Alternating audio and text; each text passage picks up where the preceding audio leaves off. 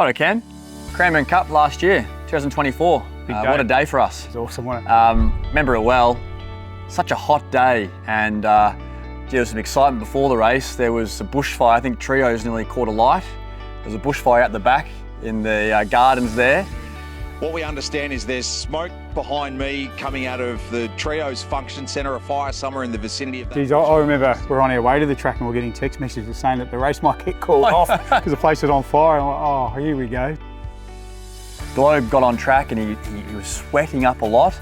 So we hosed him, saddle on in the yard behind the gates, and well, the gates opened and off we went. The rest was a blur. Takes her back and they're racing. It's Globe in front, Arizona hard away, Globe has won it. I suppose it was special because, you know, you and I are very good friends now.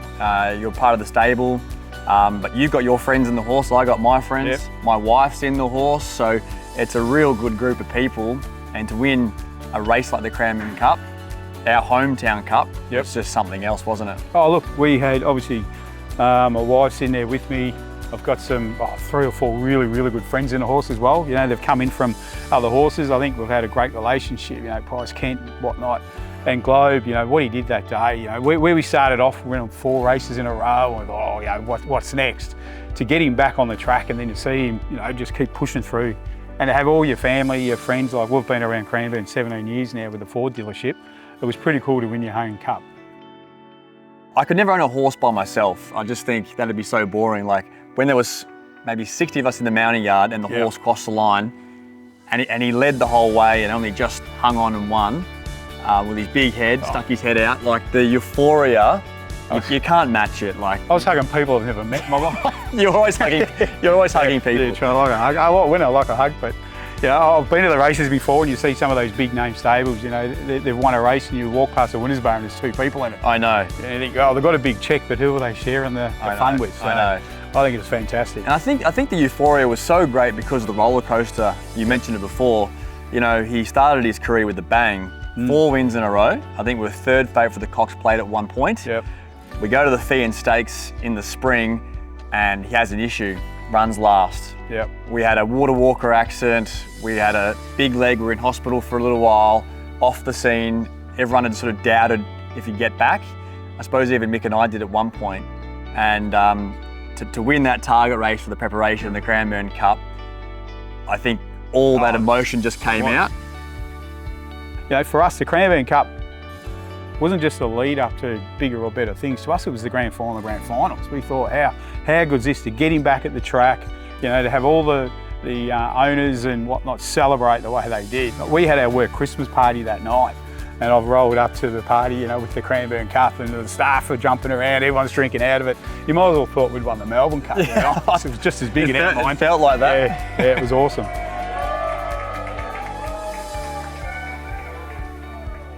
Well, it was funny, I was watching just on the TV, they had the opening of Cup Week and one of the guys spraying the champagne. I think it was Kokonakis, you know, the tennis player and whatnot. It drew me straight back to, I think I've seen it on the back of the bus. You've got the champagne, you know, everyone's up and about. I'm thinking, wow, you know, times like that and the celebrations. Well, I said earlier, we had our work Christmas party. The cup ended up there. Didn't lose it, which is a great thing because I've actually done that before. Well done. And then I think Charlie took the cup to show and tell. You couldn't bring the horse. I don't think the school would allow a 17.5 hand horse go into school. And then, you know, from friends and whatnot, I know from your side, there was guys you know, in the middle of the night still walking around with the silks on. Yeah. One of the guys on the horse found it funny to take home the red earmuffs and had them all night just dancing around with the silks on. And that's what it's all about, isn't it? Oh, I think we watched the replay 1,400 times. Yeah. So yeah, that's what it's all about. Having your special people in a horse, in a special horse, going on that with a special horse, and going on that ride together. And you ride the lows. There's a lot more lows than highs, but when those days come off and you win the big races like the Cranbourne Cup, God, you can't beat it. Unreal.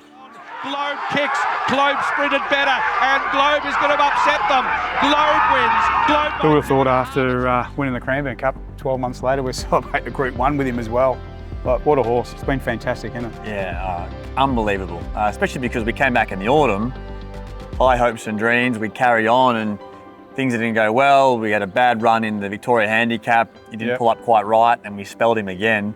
So we probably came to the spring of 2025 not quite knowing. We got beat in a few handicaps. We thought what this horse needs is a weight for age race where smaller field, leave him alone in front, and lo and behold, we found a 4-horse Group 1. Now, it wasn't an easy Group 1. No. In my opinion, Buckaroo and Treasure of the Moment, who subsequently went on and ran very well on a Cox Plate, they had their chance to beat him. Yep. They were upside the 700. Yep. And he pushed away again. Pushed away and won by 3 lengths. Buckaroo got beaten in a photo in the Cox Plate. So I think he's lightly raced. He's like a Ford Mustang with not many Ks on the clock. Good point.